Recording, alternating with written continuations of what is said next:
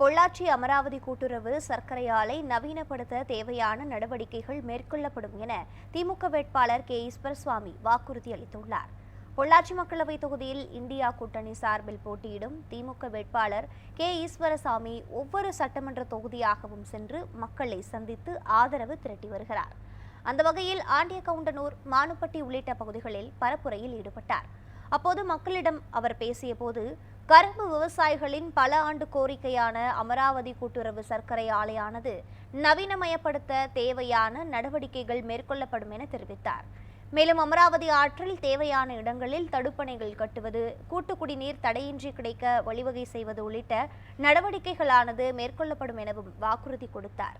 நமது நாடாளுமன்ற தொகுதியுடைய வேட்பாளர் என்கின்ற ஒரு மாபெரும் அங்கீகாரத்தை தலைவர் அவர்கள் வழங்கியதற்காக நமது பகுதி மக்களின் சார்பாக கோடான கோடி நன்றியை நான் அன்போடு தெரிவித்துக் கொள்கின்றேன். ஏன்னா மேற்க மருதமலையிலிருந்து இங்கே அமராவதி ஆத்தங்கரை வரைக்கும் இருக்குல்ல, கடைக்கூடையில் இருக்கிற பகுதி நம்ம ஊரில் இருக்கிற நம்மளுக்கு ஒரு வாய்ப்பு கொடுத்துருக்காங்கன்னு சொன்னால் இது எனக்கு தனிப்பட்ட முறையில் கிடைச்ச வாய்ப்பு இல்லை. நமது பகுதி மக்களுக்கு கிடைச்சிருக்கக்கூடிய வாய்ப்பு, நமது மண்ணிற்கு கிடைத்திருக்கக்கூடிய பெருமை. இந்த பெருமைகளை காப்பாற்ற வேண்டும், நமது மக்களுடைய பகுதி மக்களினுடைய நன்மதிப்பை பெற வேண்டும் என்பதற்காக தலைவர் அவர்களுக்கு நன்றி சொல்ல வேண்டும். நன்றியை நாம் வாக்குகளாக காமிக்க வேண்டும். நன்றி போய் நேரில் சொல்றதுக்கு பதிலாக அனைவரும் கருட்டுவிளை கிராமத்தில் 100% திராவிட முன்னேற்ற கழகத்திற்கு உதயசூரியன் சின்னத்திற்கு மட்டுமே வாக்களித்தீர்கள் என்று வாக்களித்து வெற்றி பெற செய்ய வேண்டும்.